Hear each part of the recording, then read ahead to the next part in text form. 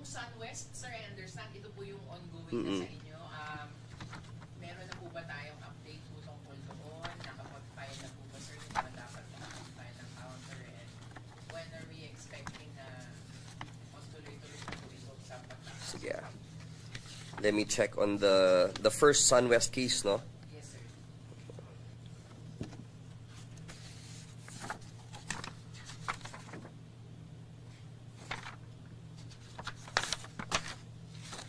Okay.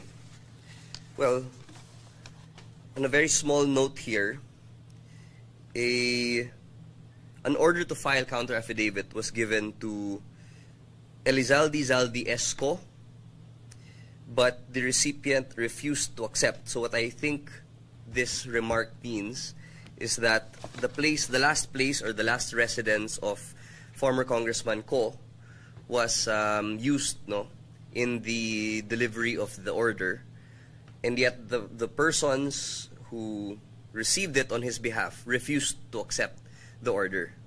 So we will, that remark I will have to clarify, but usually po, ang nangyayari po dyan, it's deemed received already, and the periods do not, if the periods had already lapsed, then we will consider the person, in this case, former Congressman Zaldico, as in default. Sir, what does it mean, sir, pag sinabi niyong in default?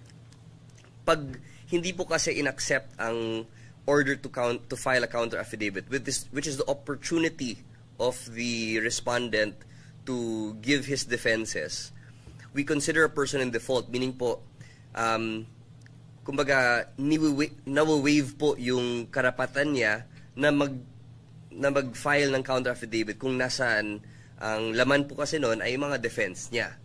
So he waives his right to present the defenses that he would have been able to kung nag-file siya ng isang counter affidavit. Sir, is this the same as yung sa PI natin sa DOJ na you will just, the prosecutor will judge or resolve the complaint on the complaint itself lang? Opo. Yes. So, pag in default po kasi ang isang respondent, hindi siya nakapagbigay ng kanyang defense sa mga allegations laban sa kanya, ang nangyari po doon, yung lahat ng nasubmit, including na po yung complaint affidavit ng complainant, ay magiging basis na po ng prosecutor doon sa kanyang resolution, whether or not there is probable cause or yung prima facie case with reasonable certainty of conviction.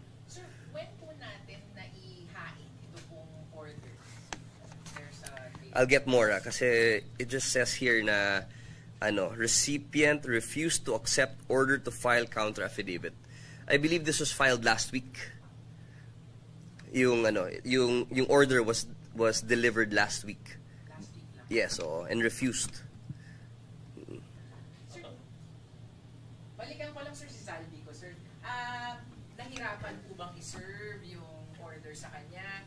Nagpunta po ba sa maraming address? Kasi yun nga po, he is out of the country. Paano po yung naging proseso sa kanya? Well, of course, yung mga last known addresses po yung napuntahan ho natin para i-serve itong order to file counter affidavit. So, it's most likely that the security agency assigned to a particular building or village were the ones that refused the order or refused to accept the order on his behalf. So, nangyayari naman po kasi talaga yan, no? And kailangan lang natin gawin yon na ipa-receive yung order to file counter affidavit para mabigyan ho natin siya ng due process, an opportunity to file his counter affidavit. Ngayon, even if we know that he is not here, we still have to do it in his last known address, because how else are we going to serve this and have the periods run even without his presence? We have to try. Yun po talaga yung yung spirit of the law. You have to try to serve it diligently. And yun po, most likely yung buildings, yung mga condominium units, yung mga villages, yun po, dun natin pinapa-receive. Sir, based on information that you have, nasaan ang bus? The Ombudsman has intelligence on his whereabouts, although we can expect na palipat-lipat po siya. But that's that's only par for the course for now dahil once we file cases in court, that is the time that we can request for the cancellation of his passport.